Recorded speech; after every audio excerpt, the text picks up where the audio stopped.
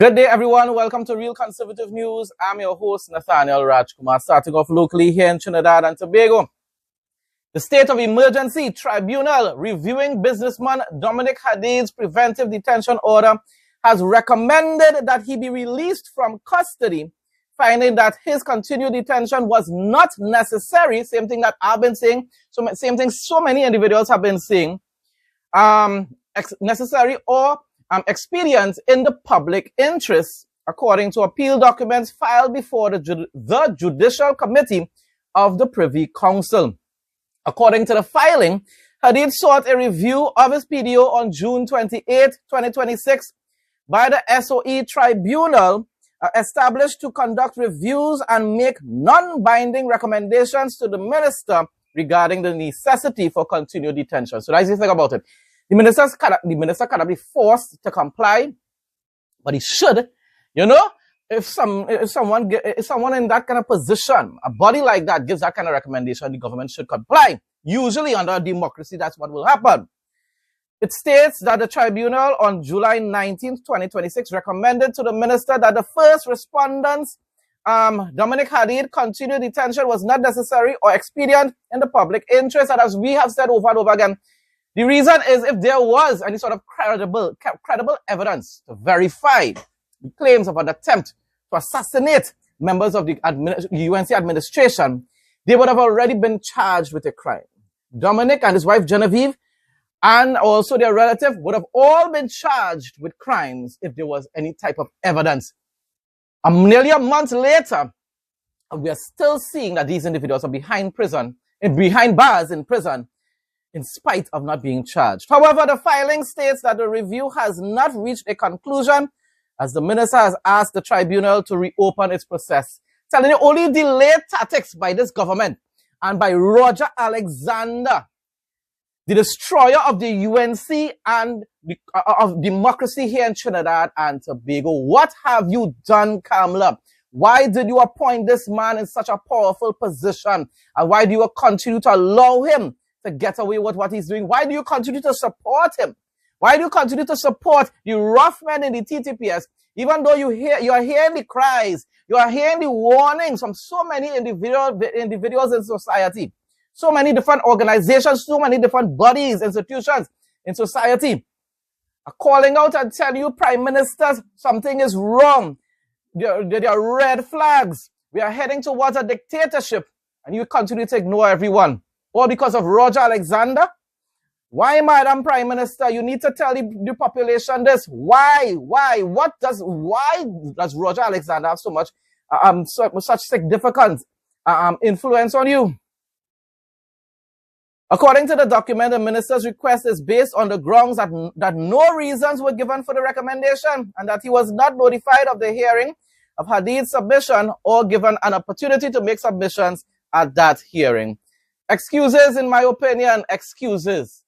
That's all it really is, excuses. Let's see if when they have the hearing all over again and they still recommend and tell him, listen, the people need to be released. Let's see what other excuse he will come up with. The state's filing also states that it understands a review was sought by Genevieve Hadeed, but that at the time of filing, it was unaware of the SoE Tribunal having made an equivalent recommendation in her case. Guardian Media has been informed that the SoE Tribunal is expected to provide determinations on reviews involving Genevieve Hadeed and Star Sabga, Genevieve's aunt, who is also on a PDO, a preventive detention order, in the coming days. Once again, people are telling you, this government is Gary Griffith telling you all that you're going down a wrong road, a dangerous road, using these PDOs, preventive detention orders, in order to keep people behind bars without any sort of significant evidence, without any evidence to be able to charge them with a crime. You're being warned that this can be used and weaponized by another government in the future, by a PNM government in the future. And it is being weaponized as well by your administration. It is. No matter what is your agenda, no matter what is the reason you are weaponizing it, you are doing so. and you are trampling upon the Constitution of Trinidad and Tobago and trampling upon the constitutional rights of Trinidadians. It is wrong what you're doing. You cannot say you're fighting crime by transforming our nation into an autocracy, transforming our nation into a dictatorship. That is basically what UNC supporters are saying right now, that they don't care if Trinidad becomes a dictatorship under the UNC, only the UNC, as long as crime will be reduced. That is what they are saying. And the thing about it is, the hypocrisy is that if PNM wins in 2030, which most likely they will because of what Kamala is doing here, if PNM wins in 2030, they are no longer going to welcome a dictatorship in order to fight crime. You know? It will have the few that are really police lovers that will still welcome it. Don't get tired. But the vast majority of the UNC will say dictatorship and police state. People like David Welch and all these individuals, Philip Edward Alexander, will call dictatorship. They will want to start back to protest. That is what they will want to do. But they don't mind a dictatorship under the UNC. I don't understand how people could be so obsessed with politics that you are willing to ignore the red flags that people are showing you.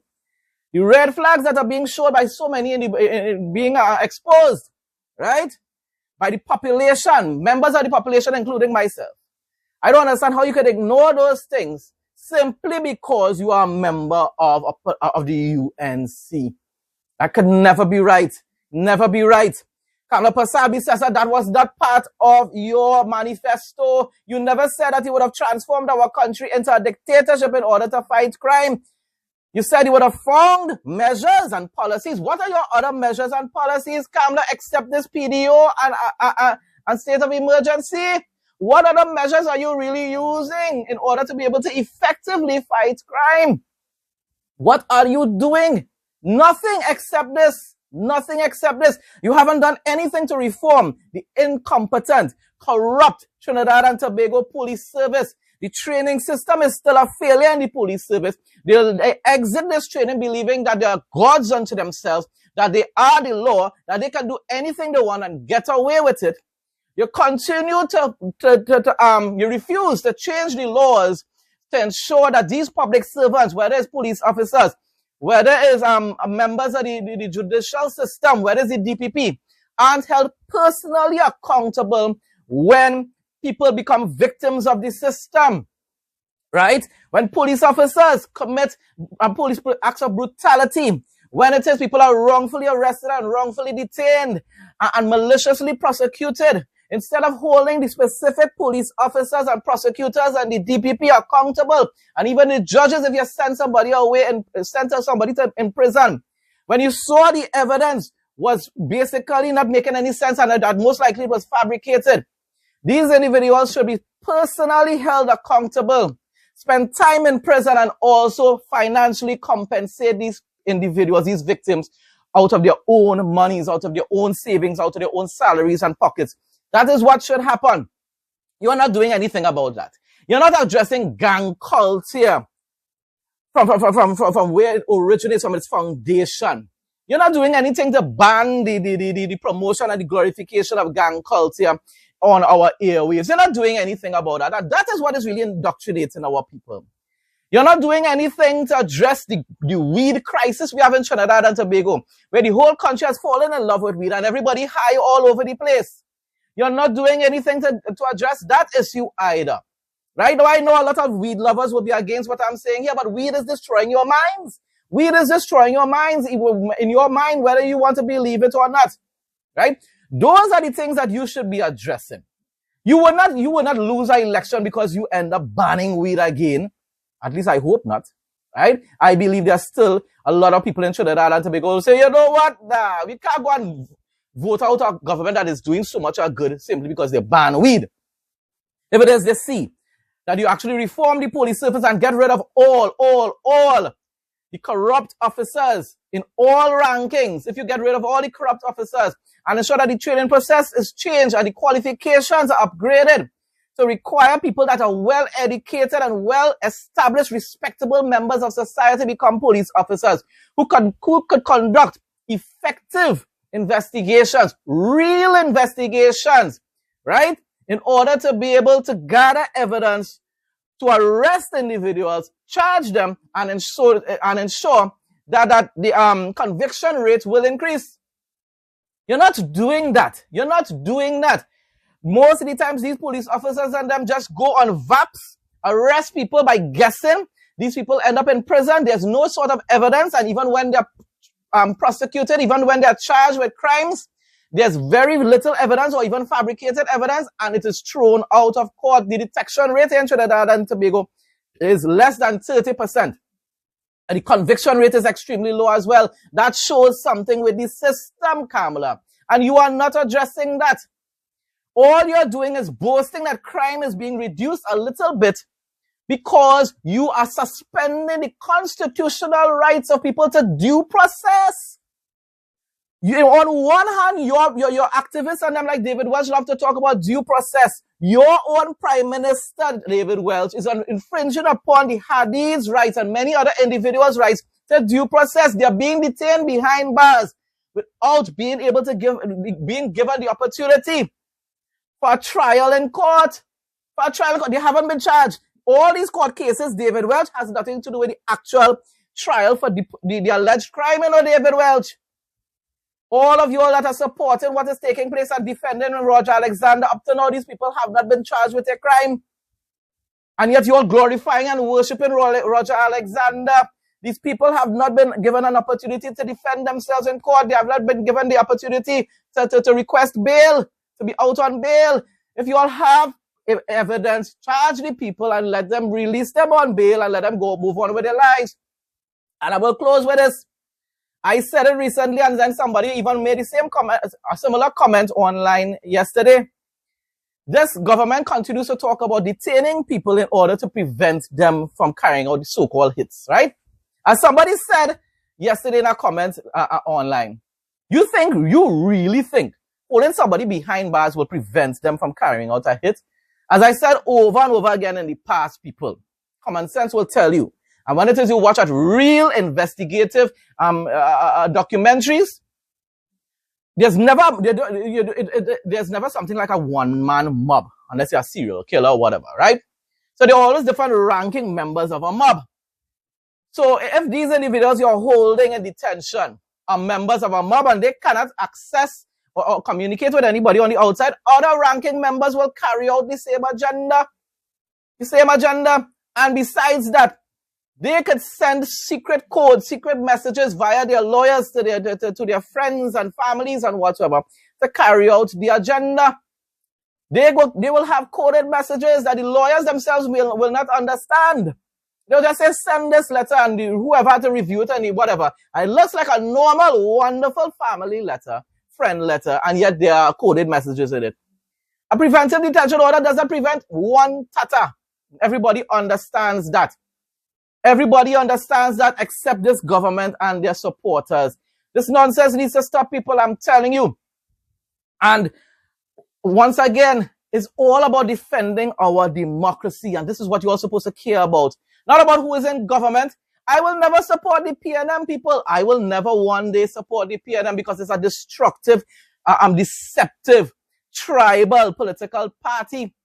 But that does not mean I wouldn't hold the UNC accountable either for going down the same path, same autocratic path as the PNM. No, not me. I'm never going to do that. I'm never going to be a defender of evil. Trinidad and Tobago weather report for Thursday, July 23, 2026. On Thursday, July 23, 2026, Trinidad and Tobago will experience variably cloudy, slightly hazy, and breezy conditions. Scattered showers are anticipated, which may become heavier during the early morning hours, with winds gusting near those downpours. Mild Saharan dust concentrations are present, and individuals with respiratory sensitivities should take necessary precautions. Temperatures will range from a low of 24 degrees Celsius to a maximum high of 30 degrees Celsius, with the heat index making it feel like 33 degrees Celsius. Easterly to east-southeasterly winds will blow at 10 to 40 kilometers per hour. Marine conditions will remain slight to moderate, with open water waves reaching 1.0 meters to 1.5 meters. Sunrise occurs at 5:49 a.m. and sunset will be at 6:29 p.m. Regional news now. Education Minister Philip Jackson says the government's new policy removing registration-related fees for Form 1 students is aimed at creating a fairer and more consistent secondary school registration process across St. Vincent and the Grenadines. Speaking on NBC Radio yesterday, well, day before yesterday by now, Jackson said the Ministry of Education found wide differences in the fees charged by secondary schools, placing an unnecessary financial burden on parents, kind of way. On the low, we have those kind of problems here in Trinidad too, eh? They call it donations, but it's not really donations, it's fees. And I always wonder if it's legal, though, boy. That is what I wonder. I wonder how come the Ministry of Education does not know about it. Under the new policy, schools may charge only for approved required items such as badges, ties, PE uniforms, polo shirts, and applicable PTA fees. Schools that have already collected fees that are no longer allowed have been instructed to refund the parents. When are we going to have a law like that here in Trinidad and Tobago? So many schools getting away with that nonsense here in Trinidad. Eh? Jackson said the government will cover any revenue shortfall for schools. He noted that policy applies only to registration-related fees for new Form 1 students and does not affect tuition or annual fees at denominational schools. The minister said the move is part of the government's effort to reduce education costs and ensure no child is prevented from entering secondary school because of registration fees. And we have registration fees ranging from $30 to $100. Physical education uniforms, a t-shirt ranging from $25 to $95. There's different schools putting out different numbers.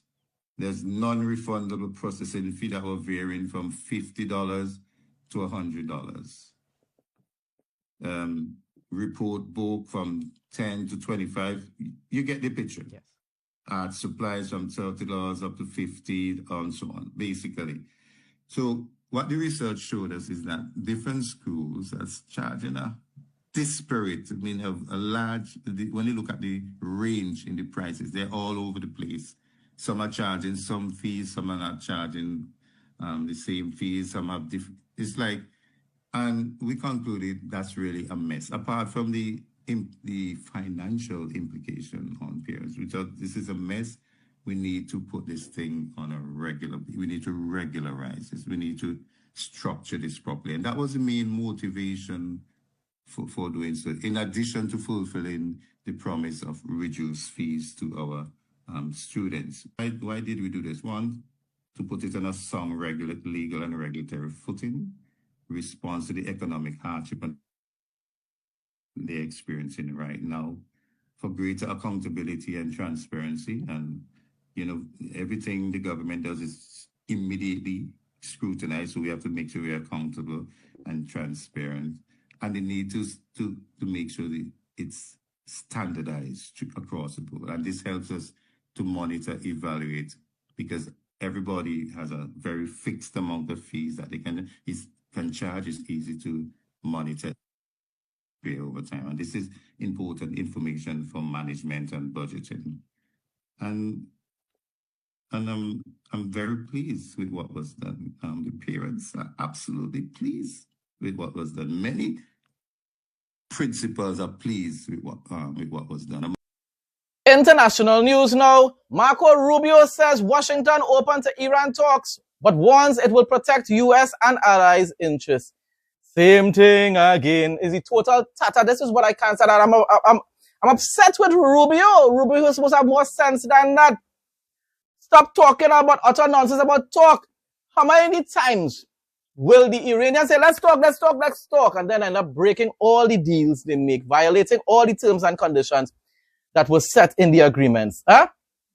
You're wasting time even entertaining any sort of option of having talks, any possibility of having talks. Secretary of State Marco Rubio said Wednesday that Washington remains open to talks with Iran, but will protect its interests and those of its allies if Tehran is not serious about negotiations. How many times they have to break their promises? My goodness. Trump administration, you're acting like, you know, an abused wife who continues hearing from her husband. Babes, I'm sorry, I will never do it again. And she says, okay, I forgive you. Come back home. And then he beats her again. And then he says, babes, I'm sorry again, but you made me do it. Because Iran says America and Israel are causing them to do it. And then the wife, America, saying, you know what, that Israel had nothing to do with this. Israel says, no, they're not playing no games with Iran again. But, America, all right, babes, you beat me, but okay, you say you're sorry, well, I'll give you a next chance, and a next chance, and a next chance, and a next chance, and a next chance. That is what Trump doing. Trump, Rubio, all of you are playing very foolish games with very dangerous people. Rubio also disclosed that Tehran has sought to reopen dialogue. Of course they want to reopen dialogue. Because it's all about delaying things. It's a delay tactic. They're hoping that there will be another ceasefire while talks continue. And then they will go and bomb people again and again and again and again. Iran has been reaching out to the United States both directly and indirectly, he said. Unfortunately, so far, even though we have reached agreements, they have not kept their commitments. Wow! Well, that's the whole point about it. It's just like an abusive husband, Rubio. The husband promises never to do it again until he's either drunk or just vexed again, and then he beats the wife again. It's a very fundamental principle about freedom and navigation, he said, emphasizing the broader implications of the Strait of Hormuz. If that is threatened, then I think the global community is threatened, and the rules which have underpinned 150 years of international trade and commerce are also threatened. And they're not going to stop. They're not going to stop Rubio. They're not going to stop Trump. The Iranians will always continue to abuse the wife, which is the world at this point in time, not just America. Lebanese President Joseph Aoun told U.S. President Donald Trump during their White House meeting on Tuesday that Lebanon is committed to permanently ending hostilities with Israel, describing the effort as a potential legacy achievement for Trump. It's a joke in my opinion, you know, because this was never about Lebanon. Lebanon cannot speak on behalf of Hezbollah. And Amr Safati, a Bible teacher, a Messianic Jew, has made it clear over and over again. And I believe that the military force in Lebanon does not have the capabilities of defeating Hezbollah on their own. They need Israel. They need Israel. So all this is just a pappy show in my opinion. That's what we call it here in Trinidad and Tobago, a pappy show. I would like to thank President Trump and his team for the historic visit and for the historical achievement that we did together by signing the framework with the ultimate objective of ending the state of hostility between Lebanon and Israel forever, Aoun said at the White House meeting. That's the problem. Israel would never wage war against you all in Lebanon. They wage war against the terrorist Hezbollah in Lebanon. Referring to Trump's broader regional peace efforts, Aoun said, I think, Mr. President, this will be your legacy, and said, I think my vision coincides with your vision. Your vision, Mr. President, does that coincide with the radical jihadist terrorist group called Hezbollah. And you do not have the capabilities. You're just playing games right about now. You will still end up needing Israel to finish the job. Bible quote of the day. Psalm 122, 4-7. A prayer for the peace of Jerusalem. That is where the tribes go up, the tribes of the Lord, to praise the name of the Lord according to the statute given to Israel. There stand the thrones for judgment, the thrones of the house of David.